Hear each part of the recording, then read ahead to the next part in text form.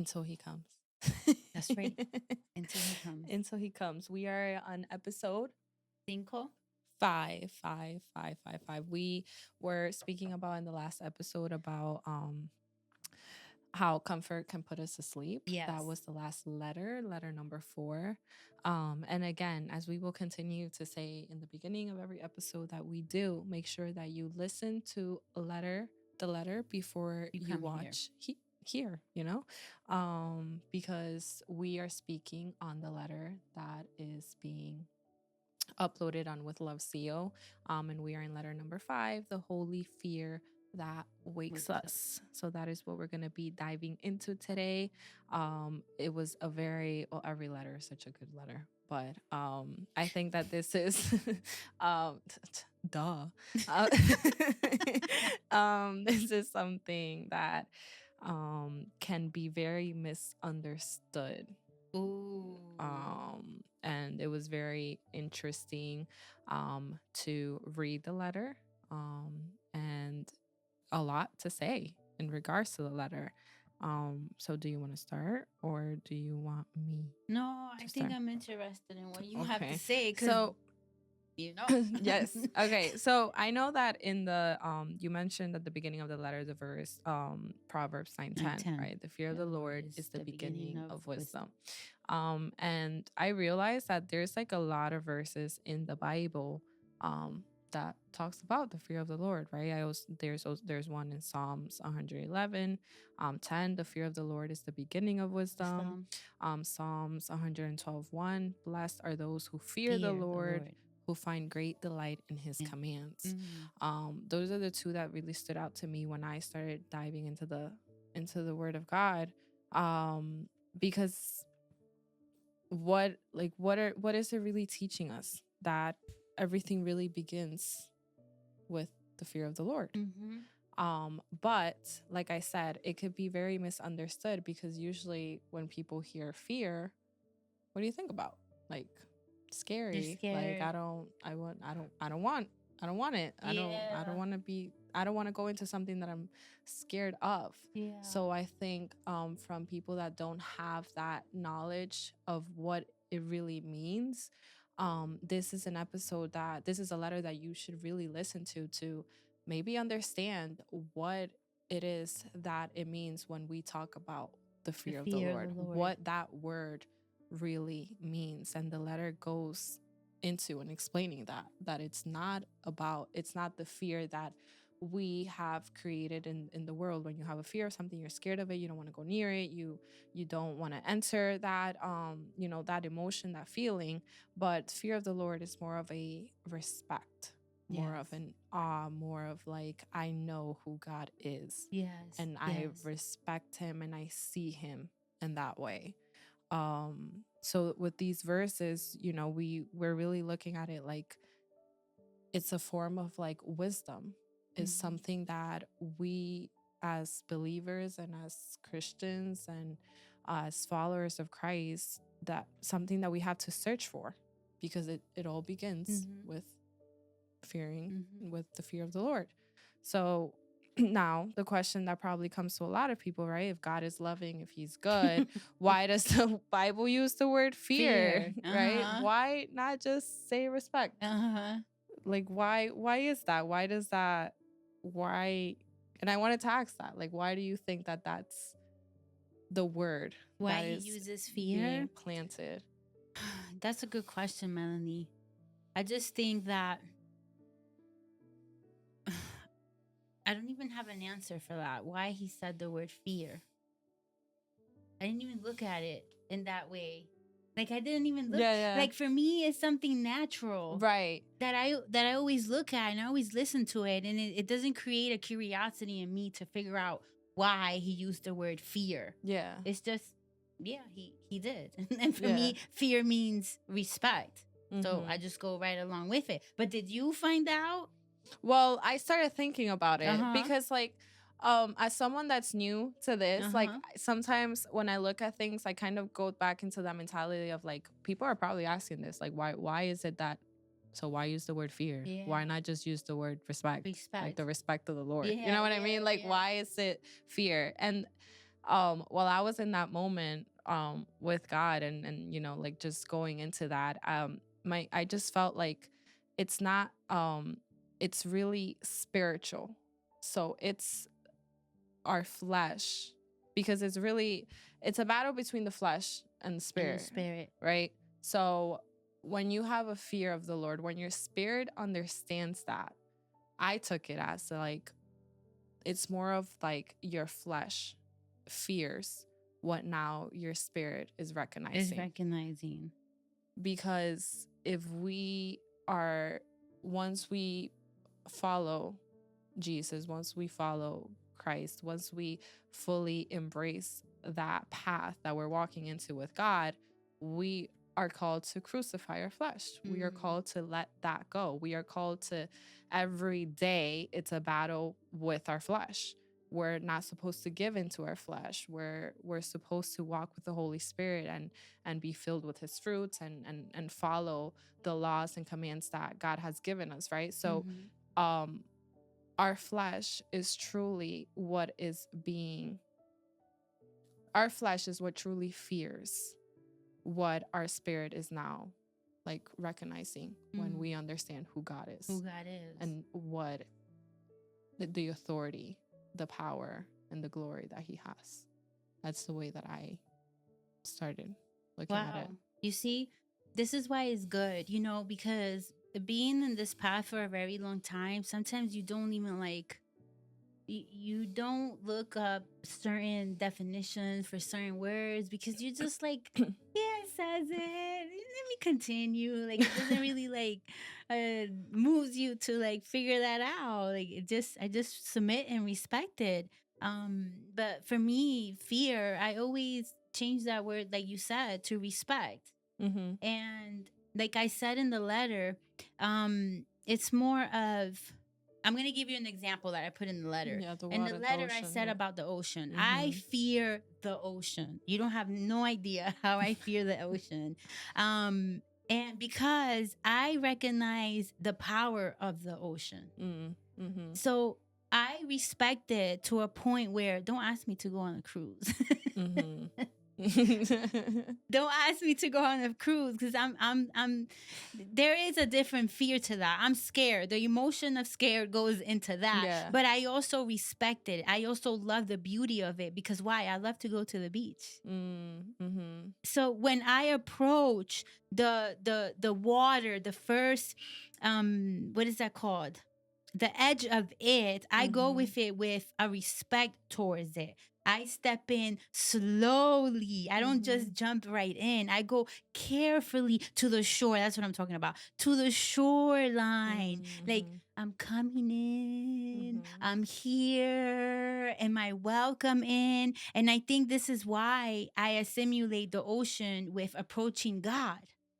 Because it's the same way. Like, approach God with the simpleness of, okay, there's a fear inside of me, but I also respect you, but I want you to know that I'm here. Am I welcome in this place? Am I going to be embraced in a certain matter? And then before you know it, you're swimming in the water and you're like, yeah, this is not that bad. This is great. Like me, like, this is not that bad. This is great. So when you enter that way with God, assimilating with the ocean, like, God, I'm here and you are awesome. Yeah. No, that's good. Like, when I read that and the example, I think the example you gave was really great. Like, because a lot of people do actually have that fear of the ocean. Like, now others have the fear of, like, you know, the animals that you can encounter when you're in the water, right? But a lot of people do have that fear of the ocean. Like, I'm another one that, you know, I remember one time that I was, you know, I forgot where it was, but that I think we went somewhere and I just saw like it was pitch black.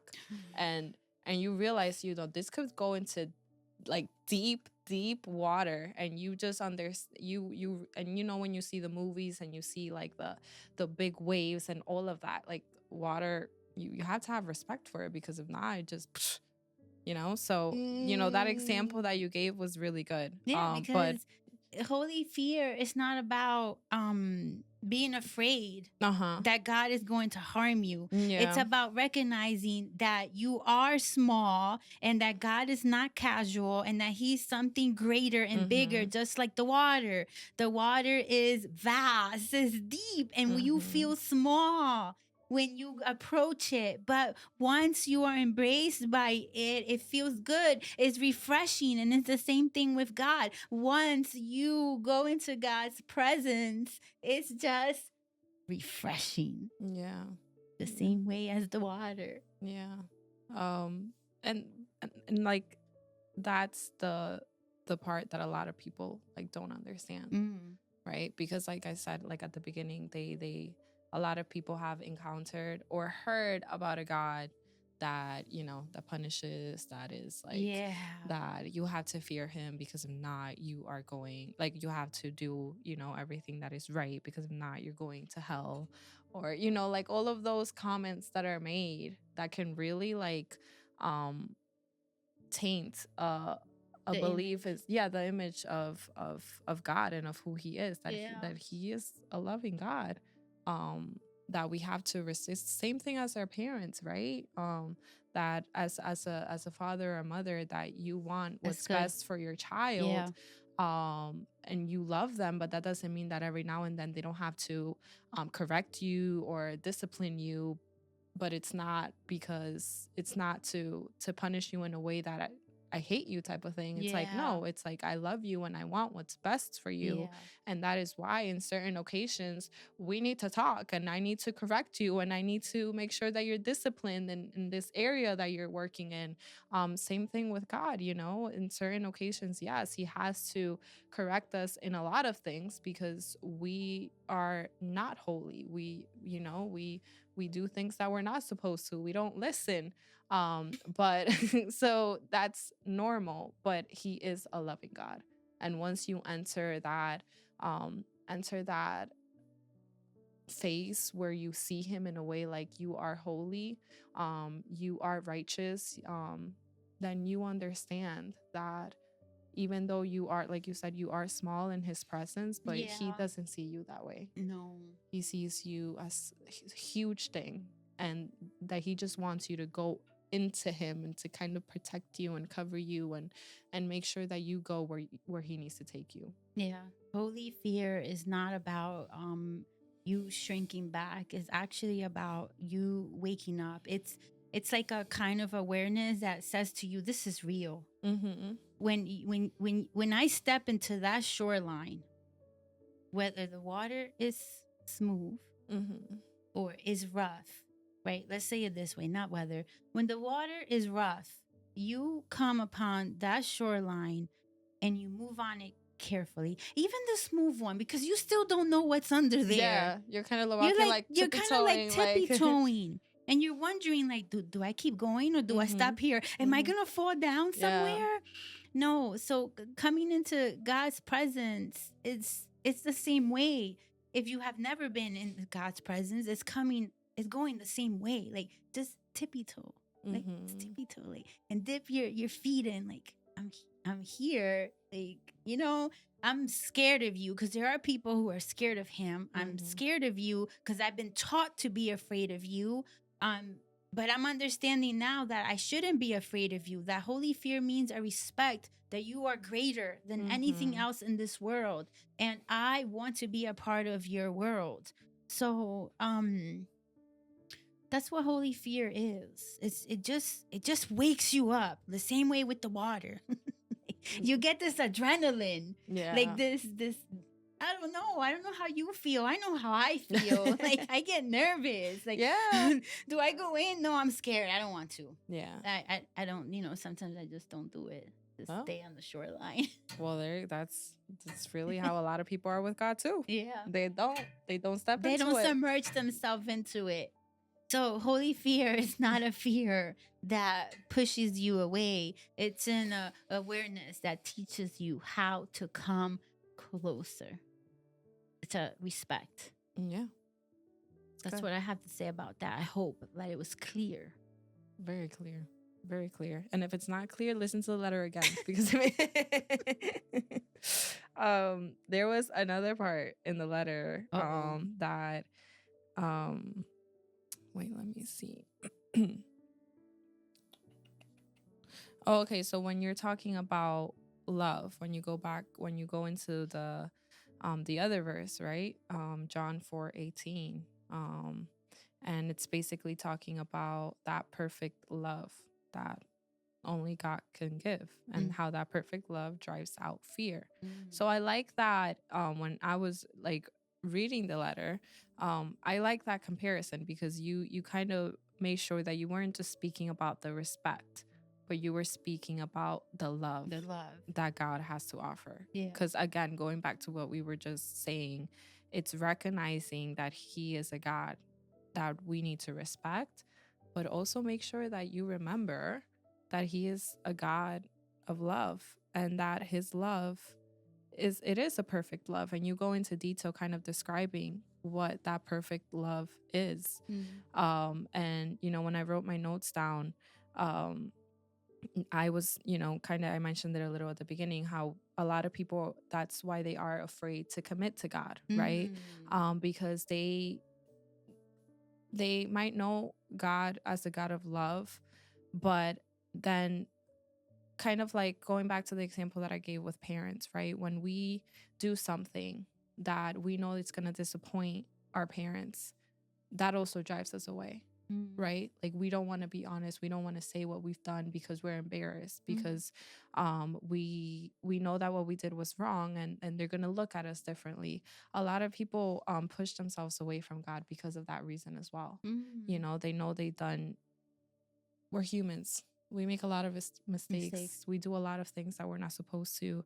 And, our flesh is naturally drawn to that, sinful nature. So when a lot of people are embedded in that, like they're embedded in that idea of like, no, I've done too much. And, God is going to be disappointed in me. God is not going to allow me to come into His presence like this. Like, I'm dirty. I'm not good enough.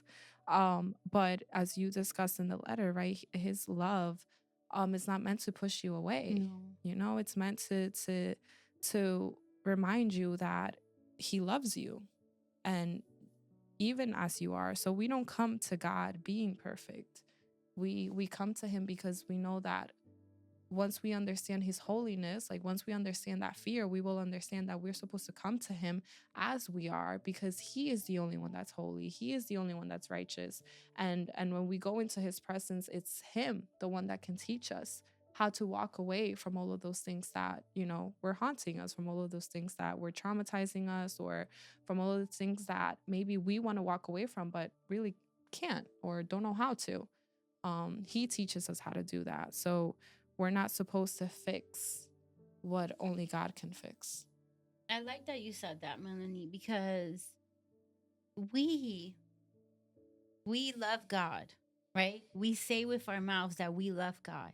But do we have an understanding of how much God loves us?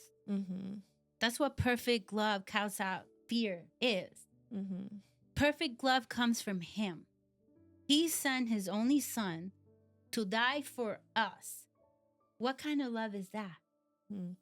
His love for us. If we have an understanding of who God is, when we are mature enough to know who God is, we are complete. And when we are complete, it removes all fear. And that love that is so perfect, His love that is so perfect, we begin to understand it. And that's when in return, we start walking in this perfect love towards Him, into this respect that we have for Him. That's when we know who He is. When we know who He is, this is when that love comes about, and when that holy fear. Because now we come into His presence. Like, God, I understand that you love that you have for me, that you did this, because there's no parent in the world that's going to give their son or daughter like that, the way that He did for us. So that's the perfect love that casts out everything that we feel, that we don't have to worry about anything. We don't have to worry about tomorrow. The Bible says that if He takes care of the birds outside, what more can he do for us? So it just has to come to an understanding that he takes care of us and everything that we have to do. He takes care of everything. Yeah. And what I wrote here, right? And you kind of mentioned in the letter as well. So his love is not a love that leaves us. You know, it's really us that creates that distance. And it's not really because he pushes us away. It's because we really don't, and you said it, we don't understand who he is. Yeah. And in order to understand who he is, we need to understand the love that he has for us, the love that he has to give. But if we don't submerge to him, if we don't walk into that water, if we don't walk into that path, then we won't really understand what that love is like. But you have to have both. Most of the people in the world now don't even know who he is. So I'm just okay. But what do you have to say about him? What you know about him is what other people have to say about him. That's a third party opinion. Why don't you get to know him for yourself? Experience him yourself. The same way that we go to the beach because it's the water that I'm scared of. I want to get to know the water for myself. Like, let me figure this out. Let me confront that fear that I have, that respect that I have for the water. And I still do it. Still do it anyways. You know, I'm still trying to get convinced of going on a cruise. But it has to do with the water, but it's more about, the boat and stuff that happens on the boat that I'm scared of, Yeah. And also, I get seasick really fast. Yeah. But again, like, get to know. Go with that fear or that lack of knowledge that you have. Go. Why not? Why do you want to hear it for someone else? Just do it yourself. You challenge yourself to do other stuff. You go and experience other things. Why with God is such a big issue. If you heard something negative about him, the same way you hear something negative about a friend or a mutual person, do you sit there and say, well, I'm not going to bother with them because she said that about you? No, I want to discover who you are on my own. Let me make that judgment. Myself. Let me make an opinion about it. Make an opinion about God for yourself. For the non-believers. Yeah. Experience him yourself. And you shall see. You will not be disappointed.